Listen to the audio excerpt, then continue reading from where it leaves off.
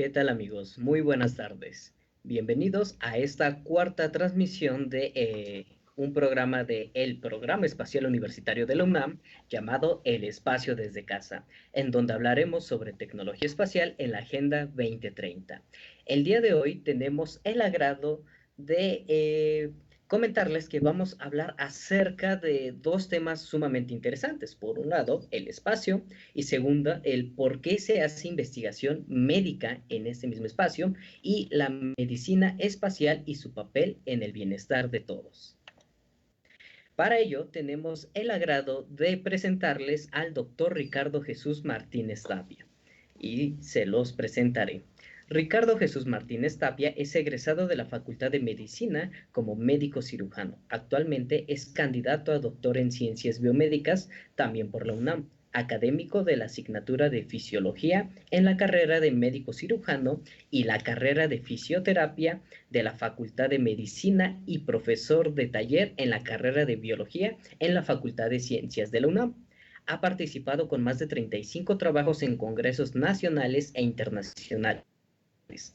Tiene 7 artículos publicados en revistas indexadas, 5 capítulos de libro y es miembro de 5 sociedades científicas de interés y tiene interés en particular por la medicina aeroespacial, lo que lo ha llevado a participar en eventos como la Noche de las Estrellas con la dinámica de Pequeños Cosmonautas y Misión X, organizados por el Instituto de Astronomía y finalmente a realizar cursos de Clínica Aerospace Physiology y Basic Seminar for Aviation Medical Examiners for Training Purpose Only, impartidos por el Civil Aerospace Medical Institute de la Federal Aviation Administration en Oklahoma, Estados Unidos, presidente y miembro fundador de la Sociedad Universitaria de Medicina Aeroespacial. Pues Ricardo, bienvenido. ¿Algo que nos quieras comentar?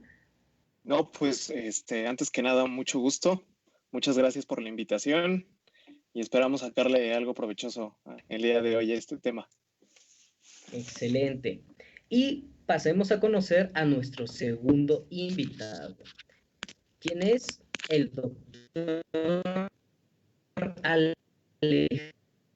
Alejandro Hernández Chávez, de negocios de la Universidad La Salle, México.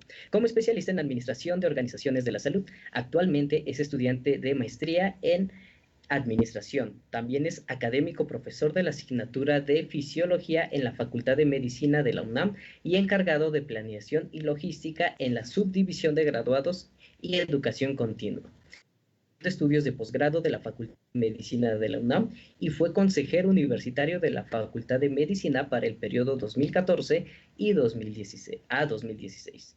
Asistió a los cursos Clinical Aerospace Physiology y Basic Seminar for Aviation Medical Examiners for Training Purpose Only, impartidos por el Civil Aerospace Medical Institute de la Federal Aviation Administration en Oklahoma, Estados Unidos. También es miembro fundador y secretario de la administrativo de la Sociedad Universitaria de Medicina Aeroespacial también conocida como SUMAI de la UNAM. Asimismo, es miembro de 5 asociaciones científicas, tanto nacionales como internacionales. Cuenta con más de 20 presentaciones a congresos y 5 publicaciones en revistas científicas. Pues, ¿qué tal, Alejandro? Mucho gusto. ¿Algo que nos quieras comentar ahorita? ¿Qué tal? Muchas gracias, mucho gusto también. Para nosotros es un placer estar aquí con ustedes compartiendo este espacio. Y pues así como dijo el doctor Martínez, vamos a aprender el día de hoy y a sacarle provecho a esta plática.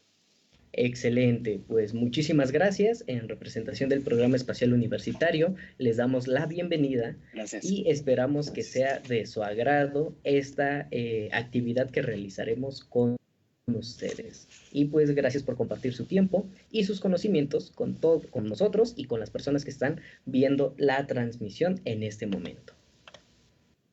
Muy bien, pues vamos a comenzar haciendo un pequeño recordatorio de lo que es la Agenda 2030.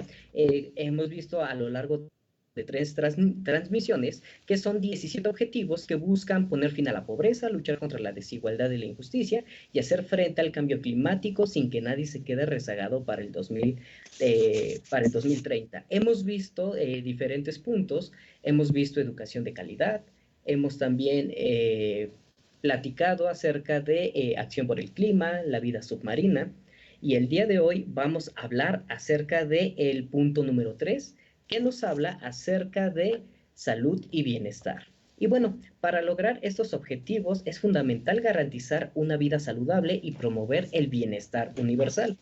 Desafortunadamente, en muchas regiones se enfrentan a graves riesgos de la salud, como altas tasas de mortalidad materna y neonatal, la propagación de enfermedades infecciosas y no transmisibles y la mala salud reproductiva. Y en las últimas décadas hemos obtenido grandes avances en relación con el aumento de la esperanza de vida y la reducción de algunas de las causas de muerte más comunes relacionadas con la mortalidad infantil y materna. Pero para lograr la meta de este objetivo, se establece que en el 2030 las condiciones de salud de la población en general sean mejores, además de mejorar la asistencia cualificada en los partos. Y bueno, algo que debemos de tener en cuenta al hablar acerca de del gran reto que necesitamos abordar, tenemos que hablar, por ejemplo, de la salud infantil. Y es que aproximadamente 17 niños más de 5 millones de niños mueren cada año hoy en día antes de cumplir 5 años.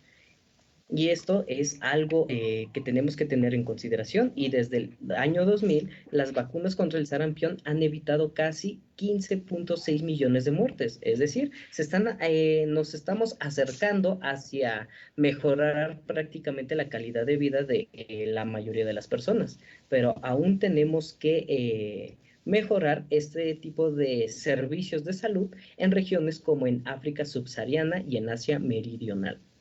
Entonces, bueno, vamos a pasar a preguntar un poco sobre esta información y qué les parece si le preguntamos al doctor Ricardo Jesús Martínez Tapia sobre qué considera o cuáles son los retos, perdón, aquí se me juntó todo. Vamos a preguntarle cuáles son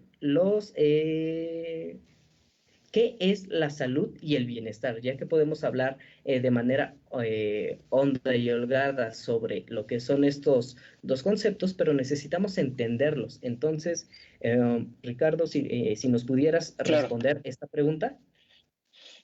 Pues bueno, de entrada, intentar definir para fines del tiempo, no extendernos mucho sobre los conceptos que es salud y bienestar, pues va a ser todo un reto, ¿no?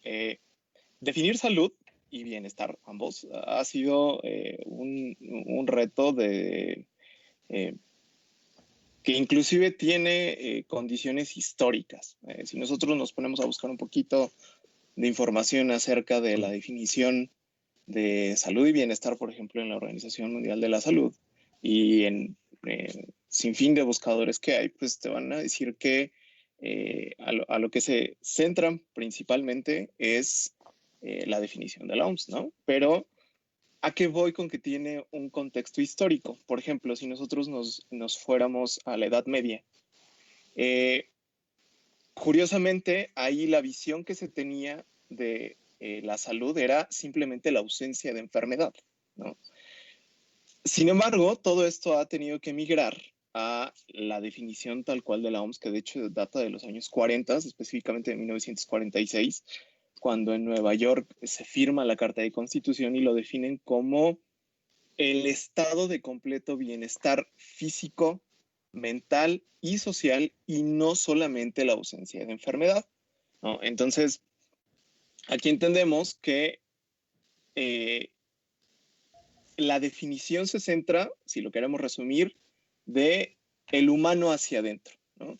El hecho de que todos los procesos físico-químicos, fisiológicos, bioquímicos estén en buen estado en lo normal, que de hecho lo normal es bastante criticable porque es un abordaje un poquito más estadístico, es lo que definiría lo que es la salud, ¿no? Pero, por ejemplo, si nosotros les preguntáramos a nuestros compañeros en ciencias sociales, por ejemplo, en específico a los licenciados en Derecho, ellos nos podrían responder que la salud es un derecho universal y que en el campo de lo espacial, pues inclusive a veces cae un poquito en un vacío porque pues eso ya implica otras regulaciones, ¿no? Casi como hablar de salud en el espacio, no hay gran literatura en el sentido de que pues hablábamos de que el espacio es como las aguas internacionales, ¿no? Ser un pirata en el espacio, tal vez no tendríamos derecho a la salud porque ni siquiera está regulado quién te lo va a prestar, de dónde van a salir los insumos para ello, ¿no? Entonces, en este sentido, y para resumir la parte de salud, pues es el bienestar físico, mental y social, ¿no? Pero entonces vamos a la otra definición. ¿Qué es bienestar? Según el diccionario de la Real Academia Española de la Lengua, lo define como un conjunto de cosas necesarias para vivir bien. Entonces, en este sentido, vienen tres definiciones. Me voy a enfocar solo a la primera que viene enlistada en la RAE, porque pues de hecho las otras dos me darían como para un poquito más de discusión. Porque a manera de resumen y a manera de enfocarlo a la plática, podemos enfocarlo a que el bienestar sería en los otros 16 objetivos de desarrollo sostenible de la ONU, es decir, finalizar la pobreza, que no haya hambre en el mundo, una educación de calidad, etcétera, ¿no? Entonces, salud podría implicar todos los procesos que ya les había mencionado, del humano hacia adentro, y el bienestar es la interacción del humano con el ambiente, que en todos los niveles haya pues un adecuado bienestar, ¿no? Esta, vamos a llamar interacción, es dinámica. De hecho, curiosamente, hablarlo en el espacio es muy complicado tenerlos separados o es separar la tecnología espacial de la tecnología. Es una interacción altamente dinámica que es muy difícil. Para sus fines de estudio las separamos, pero a la hora de la práctica, pues obviamente están mucho más relacionados de lo que nosotros vamos. Muy bien, es una percepción bastante interesante. Creo que el doctor Ricardo tiene problemas de conectividad, pero bueno, ¿qué les parece si hacemos ahora la pregunta al doctor Alejandro Hernández Chávez y les preguntamos cuáles son las circunstancias que atentan contra la salud humana? Sí, muy bien, muchas gracias. Pues bueno, esas circunstancias o estos determinantes de salud se pueden abordar desde diferentes ópticas o visiones. Lo voy a usar un poquito utilizando la jerga de economía y con dos palabras que se usan mucho desde el principio cuando estudio un poco de esto. La primera sería el macroentorno. Adaptado a este contexto, estaría compuesto por todos aquellos factores demográficos, económicos, tecnológicos, políticos, legales, sociales, de educación, culturales y medioambientales que van a rodear al individuo en donde se encuentre. Entendiendo que por cada factor que antes mencioné puede existir una o más variables determinantes en el proceso de salud y enfermedad. Antes de pasar al siguiente, quiero hablar un poquito a qué se refiere cada uno de ellos.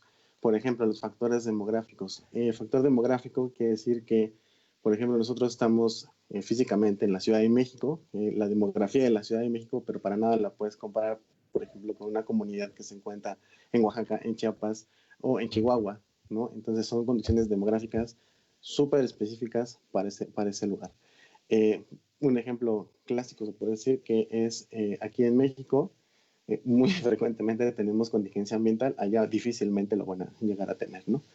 En cuanto a la economía, pues bueno, es lo mismo en cuanto a actividades económicas, ¿no? En la Ciudad de México es más actividad secundaria y terciaria, en el campo, en la parte rural, es una actividad primaria, propiamente la agricultura, que es lo que mueve mucho la economía de estos lugares. Tecnológico, el acceso a las tecnologías de la información. Es bien sabido por alguna compañía de teléfonos celulares que dicen que todo México es su territorio, sin embargo, hay veces que nosotros salimos a carretera y en determinado momento se nos va la señal, ¿no? No importa la compañía que tengamos, no tenemos señal. Hay zonas que todavía tienen esta cobertura, ¿no? Por ejemplo, de pronto viene a debate la tecnología 5G, y bueno, todavía estábamos en la 4G, no llegamos a implementarla por completo, ¿no? Obviamente las políticas públicas son muy importantes, ya que pues se ve que más o menos cada determinado tiempo, cada cambio en las administraciones, pues se ven estas modificaciones estructurales propiamente dentro del esqueleto de los organismos que proveen o que prestan salud. ¿Qué más podemos platicar? Bueno, muy importante los factores de educación. El nivel de educación sin duda pues determina mucho el nivel de comprensión que puede llegar a tener alguien respecto a su condición de enfermedad. Y siguiendo el segundo término, bueno, pues es el microentorno. El microentorno de la persona, que aquí vamos a comprender los factores en el área inmediata en la que pueden influir o afectar, por ejemplo, en una toma de decisiones. Este microentorno puede ser la edad de la persona. Este microentorno, voy a poner un ejemplo que los que están un poquito en la salud se van a acordar, que llega un paciente a la consulta y siempre nos dice, ¿no? Ay, es que mi comadre me dijo, es que mi vecina me dijo. Esto es el microentorno, ¿no? Entonces, es todo lo que te rodea que puede determinar a fin de cuentas cómo llevas tu salud y se entiende. Finalmente hay que recordar nuestros inicios, que todavía sigue vigente y que es muy buena, ¿no? La medicina tradicional mexicana, ¿no? Entonces viene desde allá, desde extractos de plantas, todo esto, bien aplicada a la medicina tradicional mexicana, es muy buena, ¿no? Pero pues ya estamos en otro contexto. Y bueno, retomando el inicio de lo que son los objetivos de la Agenda 2030, voy a citar dos que vienen también en el capítulo o en el apartado 3 de salud, que es aumentar sustancialmente la financiación de salud para el desarrollo, capacitación y retención del personal sanitario en los países en desarrollo. Yo agregaría también ahí, que viene en otro apartado de los objetivos, la inversión en investigación, en ciencia, y reforzar la capacidad en materia de alerta temprana para reducción de riesgos y gestión de estos riesgos para la salud nacional y mundial. Propiamente, voy a terminar esta intervención con esto, es tratar de migrar, y es uno de los grandes retos, ¿no? La medicina paliativa por medicina preventiva. No es lo mismo tratar la diabetes como enfermedad y todas sus complicaciones a prevenir la enfermedad y que no se presente ninguna de ellas. Entonces, es uno de los grandes retos que se tienen dentro de esta Agenda 2030. Sergio. Excelente, muchísimas gracias. Bien, vamos a continuar.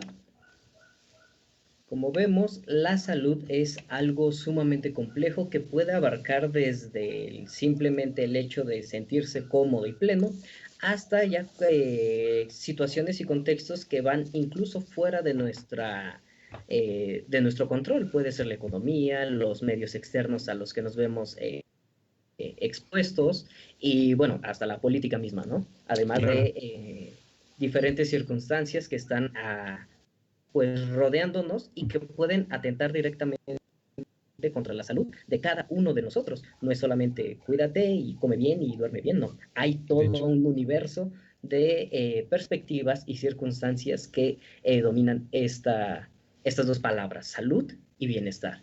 Y bueno, muchísimas gracias por su explicación. Y bueno, vamos a hablar acerca de un tema bastante interesante, que es la medicina en la Estación Espacial Internacional. Bueno, la Estación Espacial Internacional se comienza a ensamblar por diferentes países. Actualmente ya son poco más de 16 países que tienen como finalidad realizar investigación en condiciones de microgravedad e incluso responder a preguntas, ¿qué pasa si algún fenómeno, ya sea físico, biológico o de cualquier otra índole, se lleva a determinada altura en donde las condiciones de gravedad son mínimas? A esto se le llama microgravedad. Y bueno, como sabemos, se realizan estos experimentos en situaciones controladas, realizados por los astronautas que, al final de cuentas, son científicos en la mayoría de los casos y que van allá a prácticamente hacer un trabajo que considero bastante interesante. La Estación Espacial Internacional se encuentra aproximadamente a 400 kilómetros por encima de la superficie de nuestro planeta. Y en estas circunstancias nacen muchísimas preguntas. En este caso vamos a aprovechar pues que tenemos a dos. Me gustaría preguntarle al doctor Ricardo Jesús, ¿qué conocimiento se ha adquirido de los astronautas referente a temas de salud de estos astronautas que llegan a la Estación Espacial Internacional? Muy bien, sin duda esta también es todo un reto de intentar explicar, sobre todo por el tiempo. Sí, me escucho. Creo que ¿Sí? se escucha un poquito de ruido al final de la otra pregunta. Pero bueno, como les decía, es todo un reto porque pues hablamos de años de investigación que se ha realizado respecto a los cambios fisiológicos que se presentan en el organismo al estar en un ambiente de microgravedad. Sin duda, lo que se hace en la Estación Espacial Internacional es, podamos llamarlo así, investigación de frontera, pero esos conocimientos no datan nada más de la Estación Espacial Internacional, ¿no? Todos sabemos que los primeros reportes del humano en el espacio pues vienen inclusive desde Rusia. Cuando Yuri Gagarin, el primer hombre en salir al espacio, pues tiene esta descripción que sentía que prácticamente pues flotaba en la nave, que no llega a presentar tantos cambios como los que ahorita vamos a mencionar, pero pues básicamente desde ahí podemos apreciar que se funda lo que es la investigación en medicina espacial. Ya desde antes, obviamente, desde la época de finales de 1800, inicios de 1900, ya se había fundado lo que era la medicina de aviación, que son el parteaguas para los estudios en medicina espacial, ¿no? Entonces, sin dar más preámbulos, pues a manera de resumen, me voy a centrar en tres sistemas importantes, ¿no? El sistema cardiovascular, el sistema neurológico, específicamente en el sistema vestibular, y el sistema inmune y la parte de microbiología, ¿no? Entonces, podemos dividirlos en tres tipos de adaptaciones: las tempranas, las adaptaciones ya en el vuelo y las adaptaciones tardías. Entonces, las adaptaciones tempranas, por ejemplo, en el sistema cardiovascular, es lo que, de hecho, el sistema cardiovascular es uno de los más investigados, ¿no? Se le llama que hay una redistribución de líquidos a lo largo del organismo. ¿Qué quiere decir esto? Nosotros cuando nos encontramos en la Tierra, hablamos de que somos como una columna de agua, ¿no? Al final, 70% de nuestro organismo pues maneja agua, ¿no? Entonces, cuando nosotros, por ejemplo, vemos esta pluma, si ponemos agua, las mayores presiones se van a encontrar hacia la parte basal y las menores presiones se van a encontrar hacia la parte superior, ¿no? Lo mismo sucede en el organismo. Entonces, ¿qué es lo que pasa cuando los astronautas salen al espacio? Pues ya no hay esta diferencia de presiones y al contrario, se redistribuyen de manera homogénea. Esto va a generar ciertos cambios, por ejemplo, en la cara. Se le llama que hay un abotagamiento de líquido en la cara, básicamente lo que en medicina conocemos como edema facial. Hay una menor presión en las piernas, por lo que llega a generarse algo que se llama las famosas piernas de pollo de los astronautas, que esto va muy de la mano también en periodos prolongados por la pérdida de masa muscular, ¿no?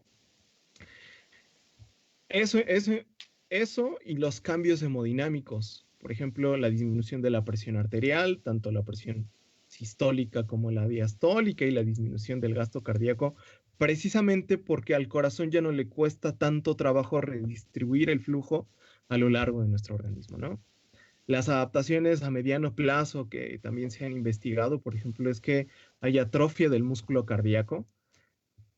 El hecho de que el corazón ya no tenga que trabajar más para redistribuir la sangre genera que la masa de nuestro ventrículo izquierdo, la masa que prácticamente mueve la sangre a todo el organismo, pues disminuya a tal grado que en un estudio de 4 astronautas, por ejemplo, les hicieron un estudio que llamamos un antes y un después. Entonces les hacen la determinación de la masa del ventrículo izquierdo con una resonancia magnética y y describen que al cabo de 10 días después de estar en un ambiente de microgravedad, existe una disminución en un promedio de 23 gramos del músculo cardíaco, ¿no?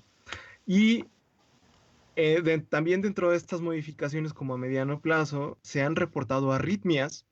De hecho, las arritmias datan inclusive de la era del Apolo, que afortunadamente no han puesto en riesgo ninguna de las misiones, pero que pues esto va muy de la mano con la tecnología que se tiene para el registro de los electrocardiogramas, ¿no? Han hecho bigeminismos, hay hecho una que otra extrasístole, como nosotros le llamamos, y muy probablemente van a estar relacionados con las alteraciones en los electrolitos, ¿no? Principalmente potasio podría ser el principal culpable, porque pues también hay alteraciones en el filtrado glomerular, en el filtrado del riñón que se tiene al estar tanto tiempo en el espacio. Y hay por ahí otra teoría que también está relacionado con las catecolaminas, especialmente con la adrenalina, ¿no? Y las alteraciones tardías o las alteraciones que se denominan que son de regreso aquí en la Tierra, pues es una cosa que se le llama intolerancia ortostática, que básicamente es que todas estas alteraciones que se dieron en el organismo, en los astronautas, cuando regresan a la Tierra, pues al sistema cardiovascular le va a costar trabajo volver a generar la frecuencia cardíaca, la presión arterial y obviamente el trabajo y el bombeo de toda la sangre hacia el organismo, ¿no?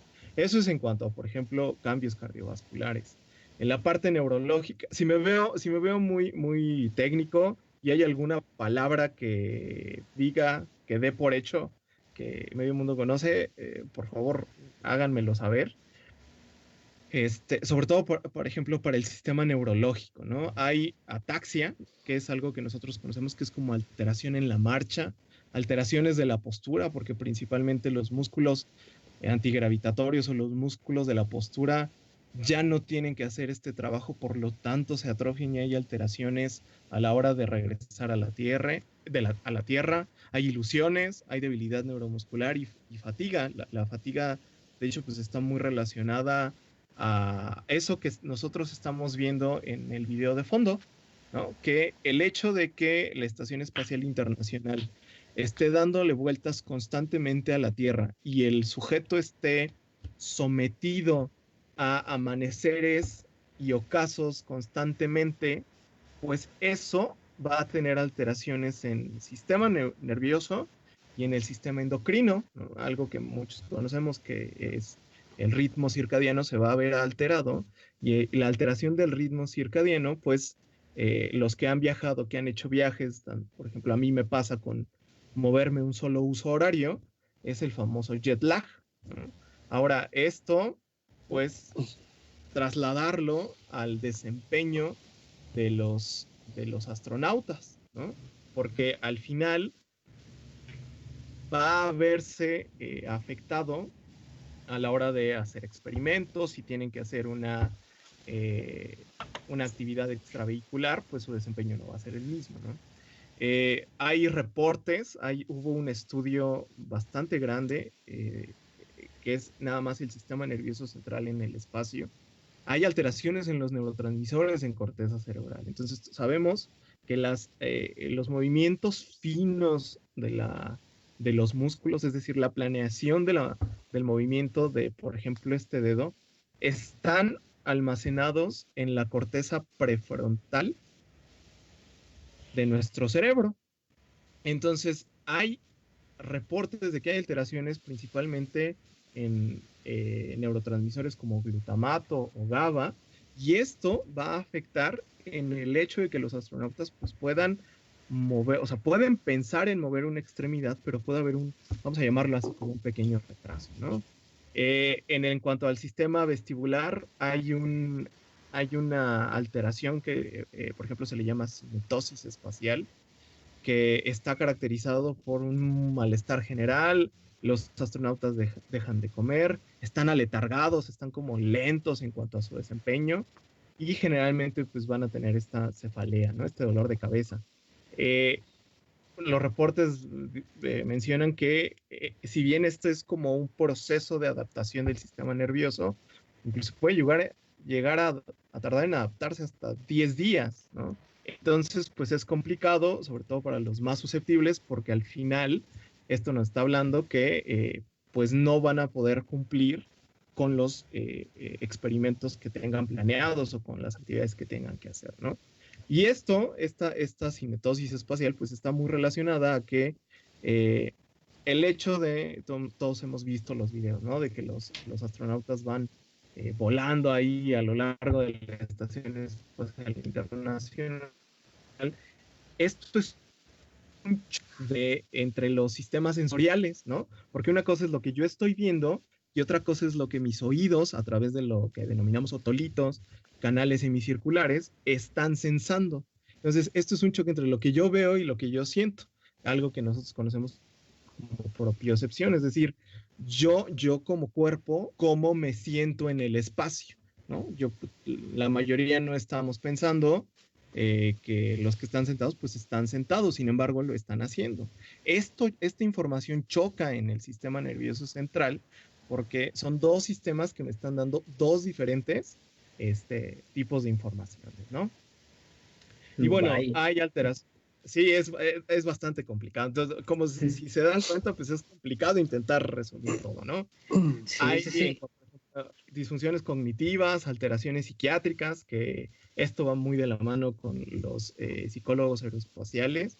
Ellos sabrán mucho más que yo y cae también dentro del campo de lo que nosotros denominamos, por ejemplo, factores humanos, ¿no? El desempeño que tiene el astronauta en referencia con respecto a una máquina. Y ya para finalizar, porque yo sé que ya me estoy pasando un poquito de tiempo, algo que tiene que ver mucho con lo que estamos viviendo hoy en día, pues es el sistema inmune y su relación con la parte microbiológica, ¿no? De hecho, desde inicios de la carrera espacial se ha descrito la susceptibilidad de los astronautas a infecciones, tanto porque disminuye la actividad del sistema inmune como por aumento de la infectividad de los microorganismos. Un ejemplo muy clásico pues es, por ejemplo, en el Apolo 7, ahí en 1968, la primera misión tripulada que va a la Luna, resulta que el comandante de la misión, Wally Schirra, cae víctima de un vil resfriado común apenas a las 15 horas de haber iniciado la misión. Y al cabo de unas cuantas horas, pues los otros dos astronautas pues terminan infectados. Entonces, pues, lo hizo bastante complejo porque pues si nosotros lo pensamos como una infección, ¿no? De una vil gripa, pero en el espacio, pues allá, por ejemplo, el moco no cae. Aquí nos ayuda la gravedad de que pues en nuestros senos paranasales pues se están drenando constantemente. El problema es que allá arriba pues no hay gravedad y entonces el moco no cae. Entonces se necesitan técnicas un poquito más agresivas para promover que el moco no se acumule, ¿no? Entonces, justo a partir, pongo este ejemplo porque a partir de aquí es que se instauran las famosas cuarentenas prevuelo, ¿no? Precisamente para evitar que los astronautas estén en contacto con microorganismos patógenos y pues pueda haber alguna infección, ¿no? Y ya para finalizar, a manera de promover un poquito el tema, pues recientemente se publicó el paper en la revista Science del famoso estudio de los gemelos Mark y Scott Kelly. Entonces, este es un paper fenomenal. Los invito a quien sea del área médica a que lo lea. Si no, en la página de la NASA viene un resumen justo de los hallazgos principales en materia de salud de los hermanos Scott Kelly, de los hermanos Kelly. Porque pues este hombre estuvo 340 días en el espacio, 520 días si sumamos en todas las misiones que él realizó. Y pues resulta que hicieron estudios en telómeros, hicieron estudios en microbioma y, por ejemplo, cabe resaltar en la parte inmune que él fue la primera persona en recibir una vacuna en el espacio y lo que esperaban pues era ver qué era lo que pasaba con la vacuna y el humano, ¿no? En el espacio, si esto pudiera tener alguna complicación y afortunadamente pues en eso no hubo, ¿no? Y ya nada más estamos esperando a ver qué es lo que el paper que sale de esta astronauta que acaba de regresar ahora apenas en febrero, marzo, si no mal recuerdo, de esta Cristina Koch, que es la primera mujer que ha estado por un periodo de 328 días en el espacio, ¿no? ¿Por qué? Pues porque la mujer tiene otras vías, por ejemplo, fisiológicas, ¿no? La regulación del hipotálamo, hipófisis, gónada y cómo se va a tener alteraciones, en fin, ¿no? Entonces ya para no alargarme, es una gran cantidad de información. Toda esta información ustedes la pueden leer a más detalle.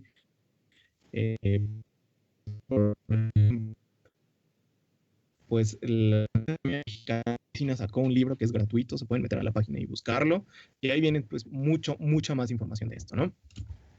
Vaya, qué interesante. Bueno, parece ser que ser astronauta es una actividad de muchísimo riesgo. Entonces, hasta una gripa puede ser peligroso fuera de nuestro planeta.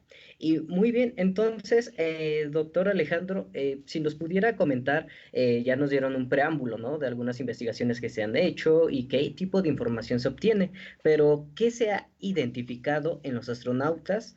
¿Qué riesgos presentan estos sujetos que han salido del planeta Tierra en su salud cuando regresan a casa? Sí, sí, muchas gracias. Pues sí, como dice el doctor Martínez, la verdad es que es muchísima información y esto es apenas como la puntita del iceberg, ¿no? Faltan muchísimas por investigar. Y mencionando o tomando en cuenta lo que mencionan de una gripa en el espacio, pues también, por ejemplo, en los pilotos aviadores o en los tripulantes aéreos, una gripa si tiene o si se pasa un poquito a la oreja y da una otitis, por la presión, por cambios de presión, ese oído se puede reventar, ¿no? Entonces, algo que para nosotros se puede decir tan común como me tomo una pastillita y se me quita, bueno, pues para los aviadores y más para los astronautas, pues no lo es tan sencillo. Y pues bien, así como lo mencionaba el doctor Martínez, que es un proceso de adaptación el llegar a un ambiente de microgravedad, pues también el regresar a casa, el regresar a tierra, es otro proceso de adaptación, ¿no? O de desadaptación, depende del contexto con el que se vea, desde un ambiente de microgravedad, por supuesto. Y esto sumarle la exposición a la radiación cósmica, ¿no? Incluso está descrito al regreso un síndrome que es el síndrome de adaptación espacial, o sea, así está descrito. Y dice en la literatura, dice la NASA, que lo presentan al menos 45% de todos los astronautas que regresan. De entre ellos, algunos síntomas, pues es la náusea, el vómito, vértigo, cefalea, por esas condiciones que nos trataba de explicar el doctor Ricardo. Digo, para los que no están en el área, es que en nuestros oídos tenemos unos conductos que se llaman semicirculares, son 3 conductos que están dirigidos para censar esta parte de la orientación espacial. En el espacio, vaya, no los necesitamos. Entonces, al regresar y volver a censar esta información, pues es un vértigo, un mareo. Bueno, dentro de estas investigaciones, retomo la que mencionaba de los hermanos, los gemelos Kelly, ¿no? Donde uno de ellos pues estuvo en la Estación Espacial Internacional, realizó varias misiones, y el otro permaneció como tal en tierra, se podría decir que fue su control. Y a ellos los han comparado desde los primeros cambios, ¿no? Uno contra el otro, y uno de los primeros cambios visibles que se notó a su regreso fue la altura. Por corto tiempo, Scott, que fue el que salió, medía 3.81, casi 4 centímetros más que su hermano, ¿no? Cuando salieron medían lo mismo. Y él en una entrevista dijo que es una cuestión que la gravedad se encargó de volver a poner en su sitio. Entonces también él refería que tenía mucho dolor muscular, que incluso a su regreso intentó dormir, pero no pudo. Esta parte que nos explicaba Ricardo Rich de la alteración de los ritmos circadianos, incluso el jet lag. Hay una investigación muy interesante de una académica investigadora muy destacada y su equipo de trabajo, que es Carolina Escobar, la doctora Carolina Escobar, que justo es del Laboratorio de Cronobiología de la UNAM, que ellos describen hasta un jet lag social. Eso lo podemos nosotros vivir, cualquiera de nosotros, sin necesidad de salir. Y es muy fácil. Cuando teníamos nuestra vida diaria, de que nos parábamos a las 6, 5 de la mañana para ir a la escuela a las 7, tener una jornada laboral extensa o de estudio, regresar a casa entre 8, 9, 10 de la noche y desvelarnos hasta las 3 era de lunes a viernes.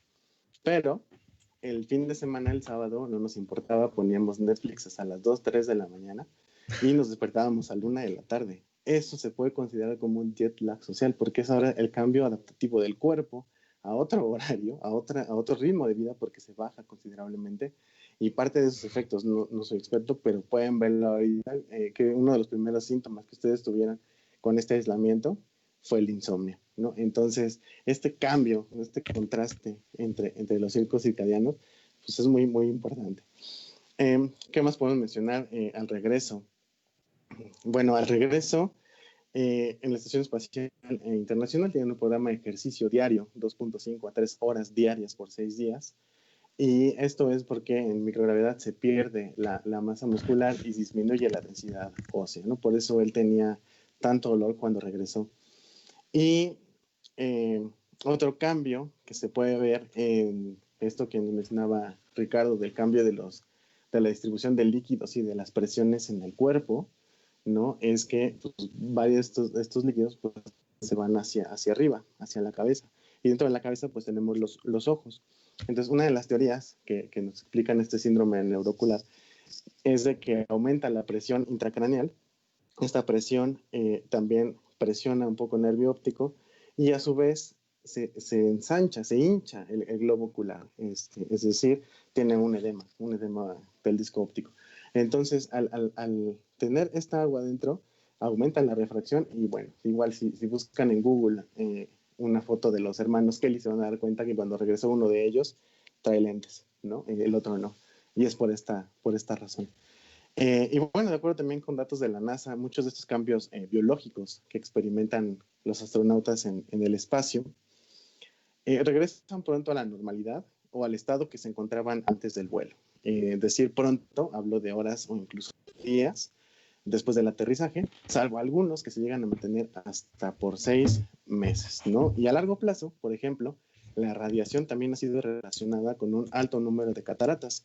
Esto es reportado por un astronauta soviético, Valentín Lebedev, quien pasó 221 días en órbita en el 82, y bueno, refieren que él perdió la vista o disminuyó mucho su capacidad visual debido a las cataratas. Entonces, bueno, como podemos ver, son muchas las alteraciones que se ven al regreso.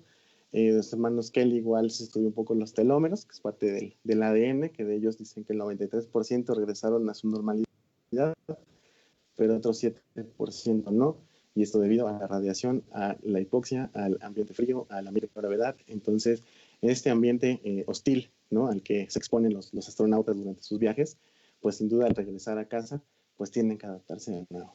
Sergio. Vaya, y confirmamos, ¿no? Las actividades de riesgo de los astronautas no son sencillas y parece ser que es un precio bastante alto en términos de salud el simple hecho de ir al espacio. Digo, ahí ya cada uno podrá contrastar, ¿no? Si está dispuesto a pagar ese precio de salud. Y bueno, vamos a realizar a continuación una pequeña dinámica con ustedes, en la cual vamos a hablar acerca del objetivo número 3. Hemos escuchado sobre cómo la salud de los astronautas se ve afectada una vez que regresan a Tierra. Hemos escuchado también sobre algunas de las investigaciones que se realizan en este lugar tan alejado del planeta Tierra. Bueno, poco comparado con las inmensas distancias que hay en el espacio, ¿no?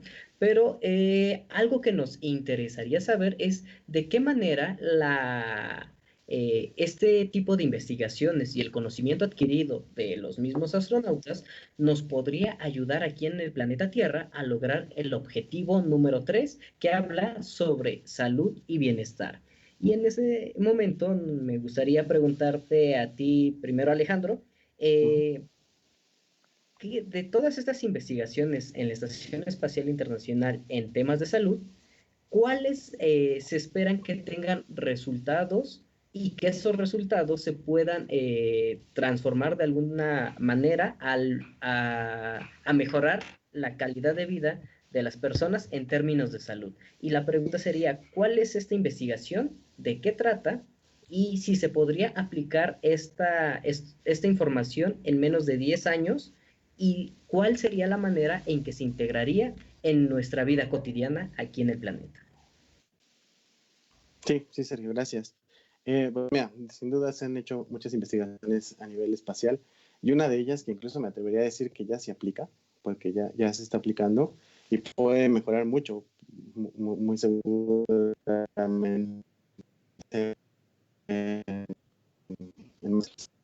de ciencia ficción, sin embargo ya se usa en nuestro país, está en uso, y lo que se hace es seguir la vigilancia epidemiológica de enfermedades como, por ejemplo, el dengue, ¿no? Cómo se distribuye a través del territorio nacional. Se apoyan con la Estación Espacial Internacional y con el uso de satélites y la telesalud, ¿no? Que vamos para allá y parece ser que ahorita con las condiciones que tenemos se está presionando un poco más para el desarrollo de estas tecnologías y se pueden aplicar directamente. Y pues bueno, no solo se queda limitado en la Estación Espacial Internacional, ¿no? También recordar las misiones a Marte, que son análogas a Marte, el regreso a la Luna, y las implicaciones que puede tener esto si alguno de los astronautas tiene algún problema de salud en tiempos prolongados. ¿Cómo aplicarlo en la vida cotidiana? Bueno, pues esta vigilancia epidemiológica de geomedicina y telesalud es una herramienta súper útil, sobre todo para los servicios de epidemiología, que bueno, ahorita están ocupados en otro asunto, pero no dejan de lado, ¿no? Estas preocupaciones, estas enfermedades emergentes que sin duda azotan año con año en nuestro país. De hecho, si me permiten ahí agregarlo, pues Alejandro y yo tuvimos la oportunidad inclusive de colaborar en una ONG hace algún tiempo. Y justo esto que mencionaba Alex de la telesalud, a pesar de que podamos decirlo por las cuestiones ahorita de salud pública que nos mantienen en cuarentena, y que se ha promovido tanto por ejemplo, en el área médica de poder atender. Aún todavía hay una brecha, sobre todo económica, para poder acceder a ellos. ¿A qué iba con esta ONG? Cuando nosotros nos íbamos a comunidades de alto índice de marginación, y íbamos principalmente estudiantes y médicos generales, ¿no? Entonces, eventualmente nos encontrábamos con un caso que pues, sí necesitábamos de todos los médicos que íbamos encargados de la brigada, pues, llegar a un consenso, y pues a veces no estaba dentro de nuestras manos poder atender al paciente, ¿no? Entonces ahí es cuando nosotros necesitábamos de la ayuda por ejemplo, de un médico especialista, y de hecho ahí fue donde nació el proyecto de poderlo aplicar. Por diversas razones, una de las principales fue económica, que ya no se pudo aplicar, porque todavía, a pesar de que ya nosotros lo podemos dar por hecho, por ejemplo, aquí en la ciudad, que podemos inclusive promover una teleconsulta, un sistema de telemedicina aquí en la ciudad, ya pensarlo como Alejandro decía, en comunidades bastante alejadas, se vuelve bastante complejo, ¿no? Entonces, esa es una brecha ahí que es bastante interesante, pues lograr romper, ¿no? Vaya, Sergio. sí, definitivamente.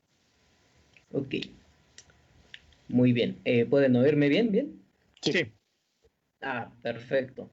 Pues bien, esto es sin duda algo muy interesante, ¿no? O sea, este tipo de procedimientos que se pueden realizar a distancia y bueno, teniendo la perspectiva de un satélite e ir visualizando la manera en que se van distribuyendo este tipo de enfermedades, nos dan las herramientas para poder generar políticas públicas y maneras de atacar a estas enfermedades y evitar pues su propagación y transmisión. Muy bien. De hecho, ¿Sí? bueno, a manera de ejercicio, para como aterrizarlo al ejercicio que nos habías puesto, el punto 3.7, ahorita justo lo estaba buscando, menciona, por ejemplo, garantizar el acceso universal a los servicios, por ejemplo, de salud sexual y reproductiva, incluidos de planificación familiar, información y educación, y la integración de la salud reproductiva en estrategias y programas nacionales. Entonces, justo la telemedicina podría ser una muy buen, pues vamos a llamarlo así, un árbol, bueno, para encauzar este punto, ¿no? En las comunidades donde tenemos una gran tasa de mortalidad, pero es debido a vamos a llamarlo así, mm, educación sexual. Sería interesante ver cómo la telemedicina, el hecho de que alguien, no necesariamente experto en el tema, sino que un médico a través de una teleconsulta se pueda reunir a la población y explicarles, ¿no? Lo que implica lo que es salud sexual, básicamente. Sí, es sin duda alguna una de las políticas públicas que más se necesitan y que pueden repercutir directamente en la población, ya que, pues Claro, bueno, tenemos desafortunados casos de muchos embarazos adolescentes en claro, condiciones, pues, no para nada saludables, ¿no? Que ponen en riesgo la vida del bebé y de la madre en este caso. totalmente. Claro. Muy Que de excelente. hecho, si me permites, justamente ese es uno de los puntos, ¿no? De la agenda para disminuir, de la Agenda 2030, disminuir la mortalidad materna, ¿no?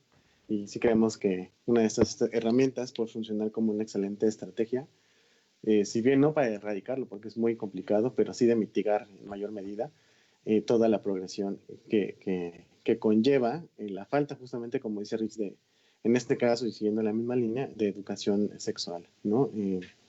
Y bueno, y aquí también nos topamos con otro súper tema, ¿no? Que es un choque durísimo, que es la nación multicultural en la que estamos, ¿no? Porque también es súper bastante. Entonces, es otro tema también bien interesante con el que podemos topar. Sí, es un universo extenso, ¿no? Hablar de cultura, medicina y bienestar en las diferentes partes del país, para comenzar, ya Sí, ni mencionar a nivel mundial, ¿no? claro. Todo lo que eso representa. Y bueno, ¿qué les parece si ahora podemos comenzar a responder algunas de las preguntas que nos han hecho aquí a través de los comentarios de Claro. esta transmisión? Sí, claro. Y bueno, leamos qué dice Cintia Ovalle. Dice, a mí me gustaría saber qué cambios visuales hay. Me imagino que se refiere a los astronautas y ya lo habían hablado un poquito. No sé si quieran comentar algo extra. Alex, ¿lo comentas tú luego? Sí, sí, sí que es muy bueno. Sí, bueno, entonces cambios visuales, básicamente, o bueno, el que está más reportado es este síndrome neuroocular, ¿no? Que va de la mano con el aumento de la presión intracraneal, una de las teorías.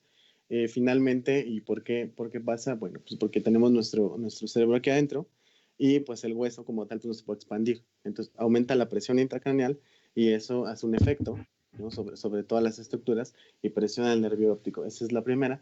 Y la segunda, con la distribución de líquidos, pues hay un edema, hay una hinchazón del disco ocular propiamente.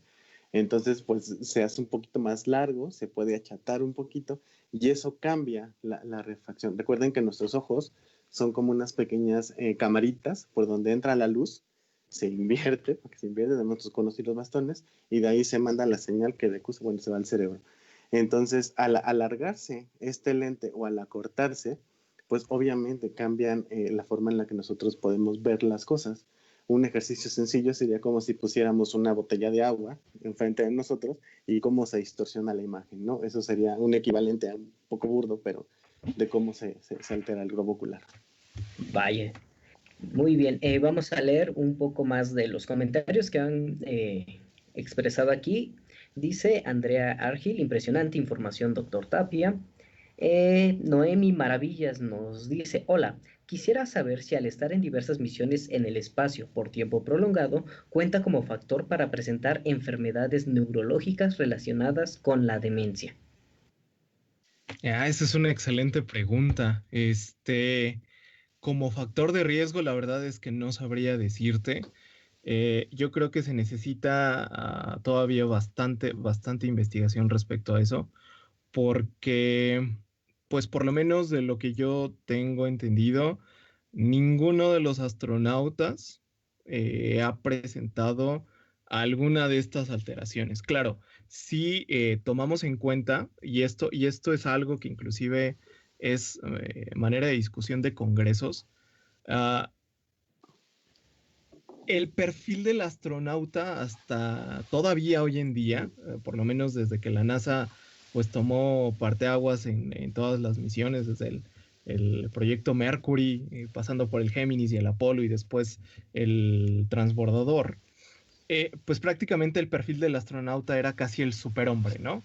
Era este personaje que tuviera la menor cantidad de alteraciones, porque de hecho cabe destacar que son personajes pues de mediana edad, entre los 40 y 50 años, no son jóvenes precisamente por el rendimiento que pueden llegar a tener, especialmente en lo cognitivo, pero tampoco son adultos mayores, que de hecho lo hay.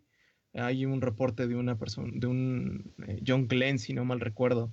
Es si me falló el nombre ahí, corríjanme. Pero fue la primera persona adulta mayor en ir en una misión de un transbordador espacial. Entonces, el perfil que se tenía de ellos, pues es prácticamente un humano sano, ¿no? Muy saludable. ¿Qué es lo que va a pasar hoy en día? El hecho de que se esté promoviendo mucho el turismo espacial va a generar que personas que no cumplen con, vamos a llamarlo así, con requisitos mínimos de salud y que tienen dinero para pagar, van a poder subir al espacio. Ahora, estas personas pueden tener factores de riesgo. Y por ejemplo, si esto lo traslapamos a enfermedades como Alzheimer o como Parkinson, no son muy pocas, o muy poco porcentaje, pues son por genética. Muchos de ellos tienen componentes ambientales, ¿no? Inclusive hace algunos años se hablaba de que el Alzheimer se le pudiera denominar como una diabetes inclusive tipo 3, porque tiene ahí alteraciones muy parecidas en el páncreas, ¿no? Alteraciones muy parecidas en el sistema nervioso central. Entonces, va a ser interesante ahora con todo este boom del turismo aeroespacial, qué es lo que vamos a encontrar, ¿no? No te podría responder así cierta si pudiera ser un factor de riesgo, pero sí el hecho de cambiar un ambiente, como pasar de un planeta con atmósfera a una nave o algo con atmósfera controlada, pero con otros factores de riesgo, va a ser interesante, ¿eh?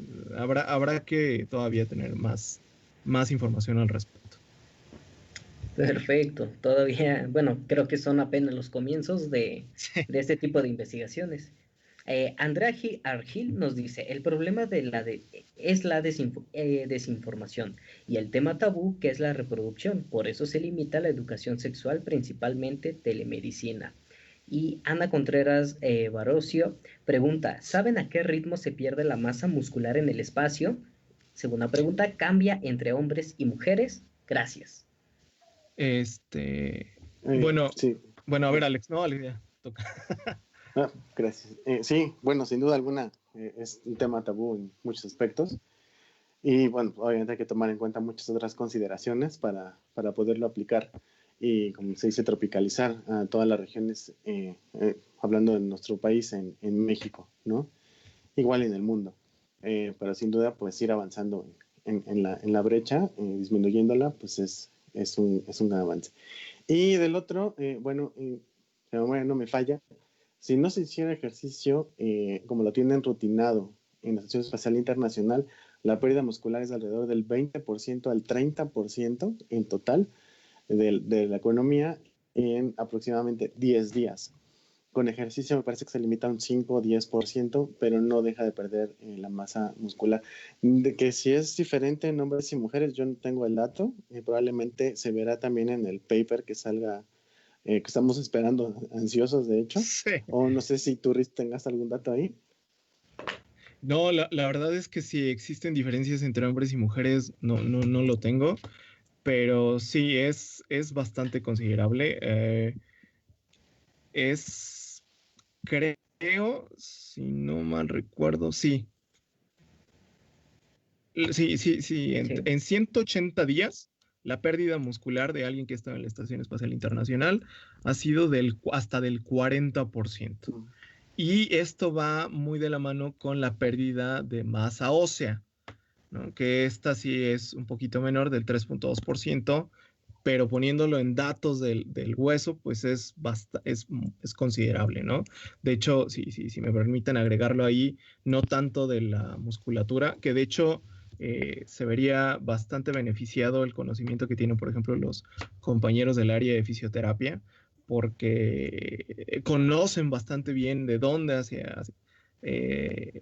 la musculatura y qué tipo de ejercicios serían necesarios, ¿no? Pero a manera rápida, justo una última de las últimas investigaciones que se estaban haciendo en la Estación Espacial Internacional respecto a osteoporosis es de una proteína que se sobreexpresa en una enfermedad que se llama craneosinostosis. Es una proteína que se llama NEL1, que es prácticamente un factor de crecimiento celular. Entonces, investigadores del UCLA, ahí en California, habían subido, bueno, tenían un protocolo con ratones, precisamente para ver qué era lo que esta proteína hacía, cómo se expresaba, y si era posible utilizarla como un terapéutico biológico en enfermedades como la osteoporosis, ¿no? Entonces, pues es parte de lo último en investigación que se está haciendo en la Estación Espacial Internacional. Vaya. Vamos a continuar con las preguntas. Ya serían casi las últimas, a menos que aquí nuestros amigos que están siguiendo la transmisión pidieran lo contrario. Federico hace una pregunta muy interesante con la cual me gustaría finalizar la transmisión del día de hoy. Esa la dejamos ahorita al final, pero Noemí Maravillas pregunta, al regresar a la Tierra, los astronautas pueden llegar a presentar hipersensibilidad a la luz solar. Y Ceci Melis pregunta algo sumamente interesante. Dice, yo tengo una duda. Comentaban que por la falta de gravedad con la gripa común, el moco no desciende. Entonces, ¿qué pasa con la menstruación de las mujeres astronautas, como la que estuvo más de 200 días en órbita? Gracias. Ok, bueno, a ver, la primera sobre la susceptibilidad de los ojos, no sé si Alejandro sepa, la verdad es que yo, hasta donde yo tengo entendido, creo que no. Una cosa es el edema que se genera en la papila y otra cosa es como la sensibilidad. Hasta donde yo tengo entendido, la sensibilidad no cambia, pero no sé si Alejandro tenga algún otro dato.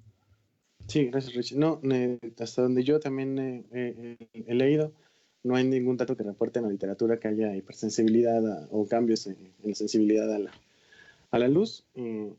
Obviamente únicamente son defectos de acomodación, ¿no? Por este edema que se llega a dar.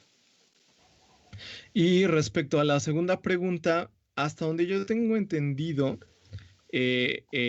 precisamente para que no fuera incómodo para las astronautas, se prefería la terapia con anticonceptivos para evitar la menstruación. Ahora, la verdad es que yo desconozco si esto lo hayan aplicado en Cristina. Por eso era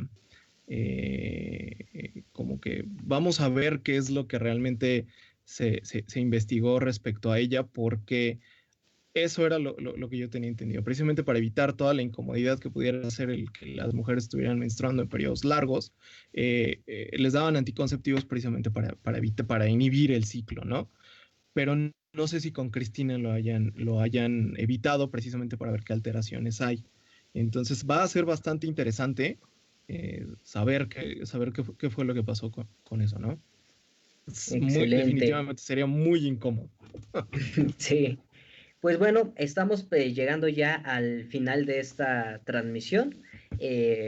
Bueno, nos gustaría simplemente terminar con una pregunta más, que sería de parte de Federico. Dice, les quisiera preguntar si le podrían recomendar a un estudiante de biotecnología enfocado en el diagnóstico médico algún posgrado, curso, proyecto o asociación para adquirir una mayor preparación en la medicina espacial.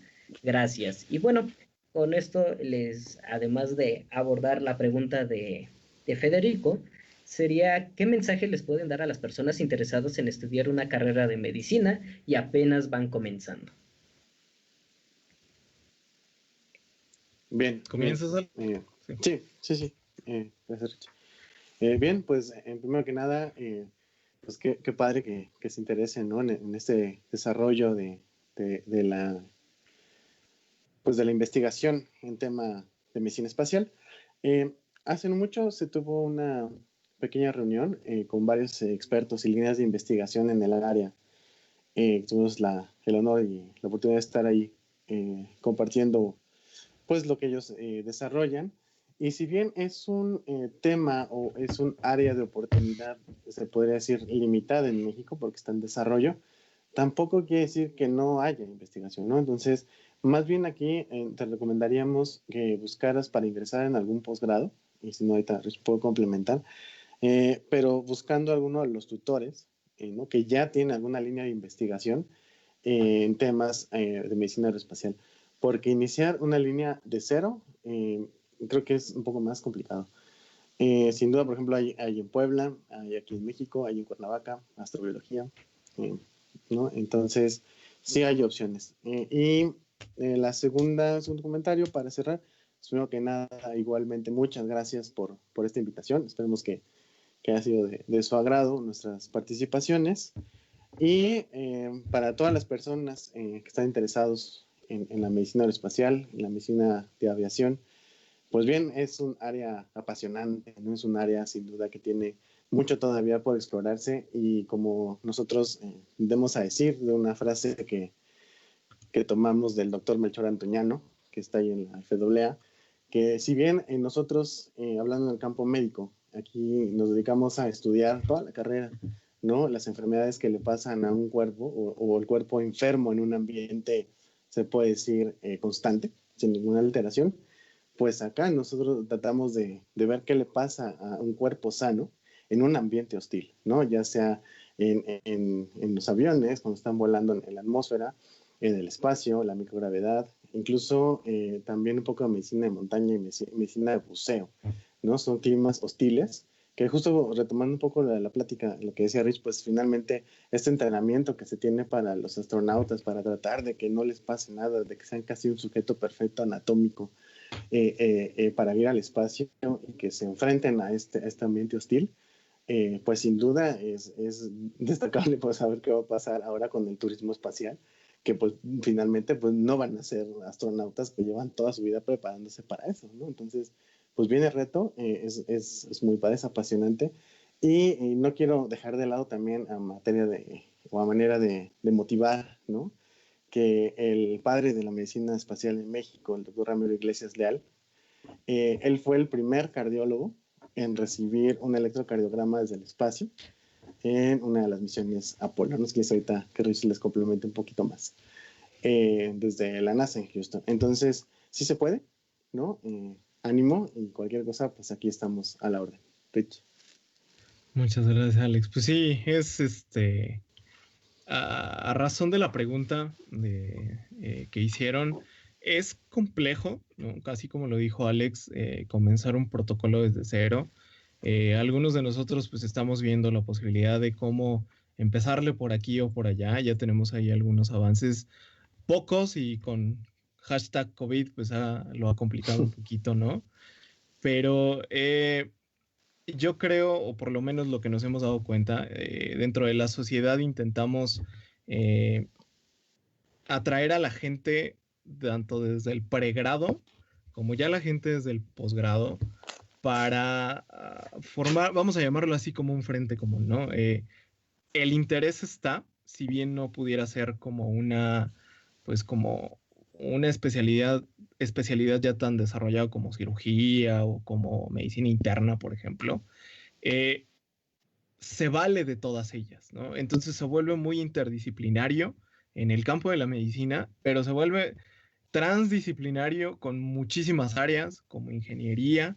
Hemos tenido un contacto impresionante con ingenieros biomédicos, ingenieros electrónicos, ingenieros en telecomunicaciones, inclusive, con fisioterapeutas. Alguna vez nos llegó alguna pregunta de cómo pudieran los odontólogos inmiscuirse en el ámbito espacial. Entonces, el interés está.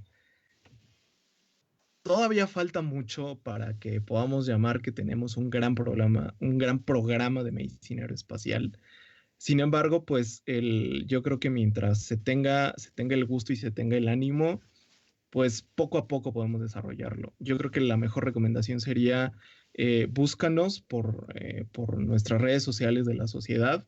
Conocemos a gente ya muy específica en el área, así como Alejandro decía, y vemos cómo podemos apoyarte si es que le quieres seguir en ese ámbito, ¿no?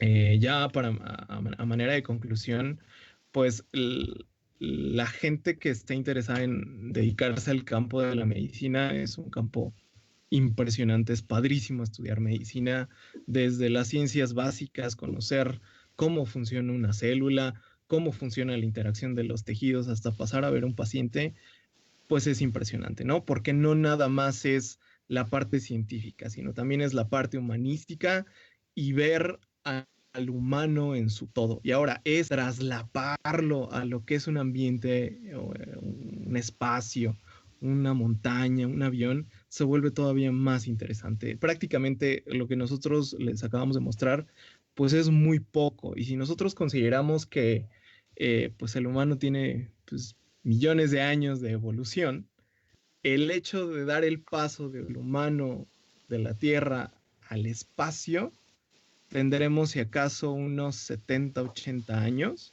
La verdad es que no es nada de conocimiento, por lo que es un campo impresionante, así como lo dijo Alejandro, es muy apasionante y yo creo que es una ley de oferta y demanda. Entre más personas les empiece a interesar y más personas empiecen a presionar porque hay este desarrollo en el área, yo creo que más importancia se le va a ir dando a lo largo del tiempo, ¿no? Entonces, pues, Sergio, muchísimas gracias. La verdad es que fue un gusto y un honor que me invitaras, que nos invitaras. Y pues estamos a sus órdenes ahí en la sociedad. Perfecto. Al contrario, muchísimas gracias a ustedes dos que, bueno, han dedicado esta tarde de hoy para compartirnos, pues, conocimiento, información e incluso estoy seguro que inspirar a más de uno a continuar este tipo de investigaciones y de estudios, lo cual estoy seguro que en unos pocos años esta comunidad crecerá. Serán más las personas interesadas que estarán realizando ya este tipo de investigaciones y que pondrán a México en el radar ya de la medicina aeroespacial.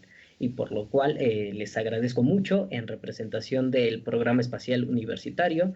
Les damos las gracias a ustedes dos, a doctor Ricardo Jesús Martínez Tapia y al doctor Alejandro Hernández Chávez, y esperamos que muy pronto sigamos realizando actividades para que puedan continuar compartiendo su conocimiento y toda la experiencia que han adquirido durante su formación académica y profesional.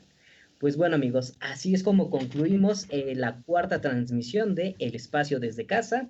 No se olviden de que cada miércoles en punto de las 6 de la tarde estaremos llevando a cabo este tipo de transmisiones para todos ustedes y que también nos compartan sus dudas e inquietudes para para contactar a las personas que muchísimo mejor puedan responder a estas preguntas. Lo digo porque pues no es fácil abordar estos temas y qué mejor que sean los expertos como Ricardo y Alejandro quienes nos compartan su información. Y pues bueno, aquí tienen en pantalla las formas de contactar al Programa Espacial Universitario de la UNAM. De momento solamente nos quedamos con el PEU y por teléfono. Pues bueno, que tengan una excelente tarde. Recuerden seguir las indicaciones de los profesionales que están llevando esta situación de la pandemia, seguir noticias oportunas y de medios confiables para no caer en pánico ni en miedo. Entonces me despido y bueno, nosotros nos despedimos de esta cuarta transmisión de El Espacio desde Casa. Que tengan una excelente tarde. Igualmente, excelente tarde. Gracias, igualmente.